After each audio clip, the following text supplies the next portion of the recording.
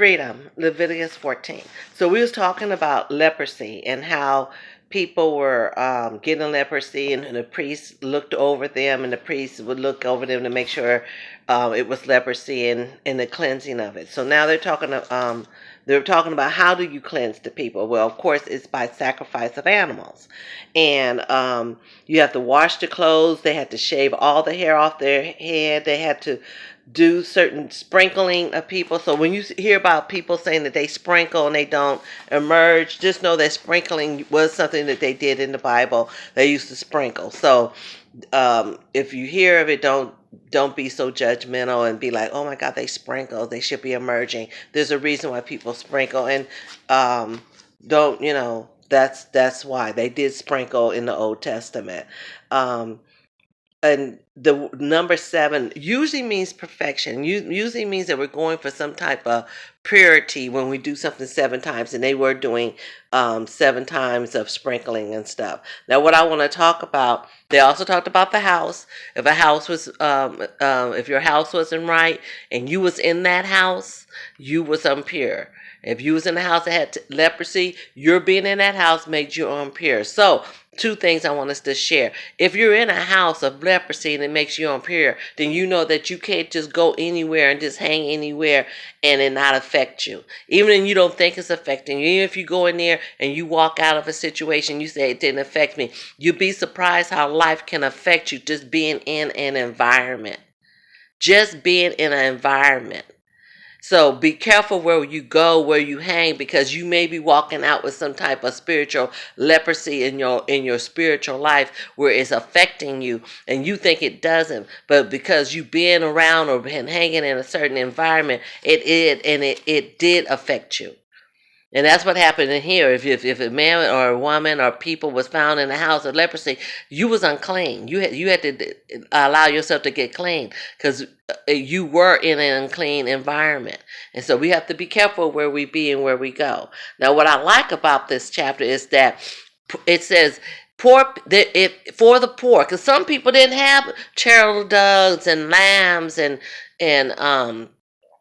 birds and cedar wood and all this stuff. That stuff came with money. So what the God allowed is if the person was poor, they could substitute certain things for meat. They could substitute certain things to still get the blessing of being cleansed. So what I want to share is that, when people can or cannot give in the church, it's not your business. It's not our business what a person can and cannot give. And then you're going to base their walk with God on what they can give and get that money. I know we need money in church so that we can run the lights and run the electricity and pay the mortgage. I know that we have to do all that stuff, but I also know we serve a God that is more concerned about bringing people into the kingdom of God than paying bills. That's why he told one of his disciples, Jesus told one of his disciples, he said, oh, we owe bills, we owe money. He's just going over to the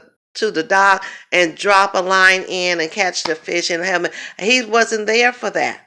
And I'm not saying that's not important. It is important, but just make sure that we don't lose people trying to weigh it with money. Gotta make a way. You get 100,000 people that get $1. That's $100,000. You're chasing away 99,000 people because they can't give their tithes or their time or their talent. And then what do you got? $1 left. He said, I save the one. I go back for the one, even if I got 99. We got to get back to that mentality that we want everybody. Because I'm telling you, in here, he said, if you was poor, you can substitute. And I mean, when I say substitute, I don't mean he said go get a rat or a cat or a dog or a bat. He said substitute. He meant really substitute. He was talking about flour and oil to take the substitute of meat.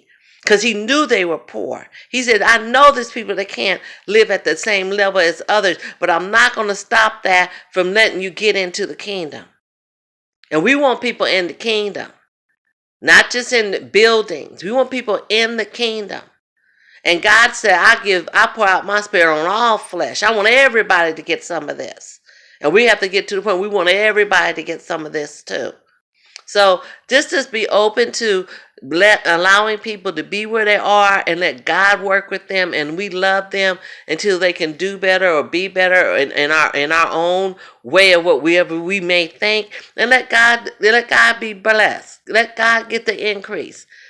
One plant, one plant, one waters. God gives the increase. Stop worrying about the increase. Stop trying to make that the holy part of the walk of God. The increase is God, and God does it His own way. Only thing we are here to do is to just love and to plant and to water and do the work of God, and then God gives the increase.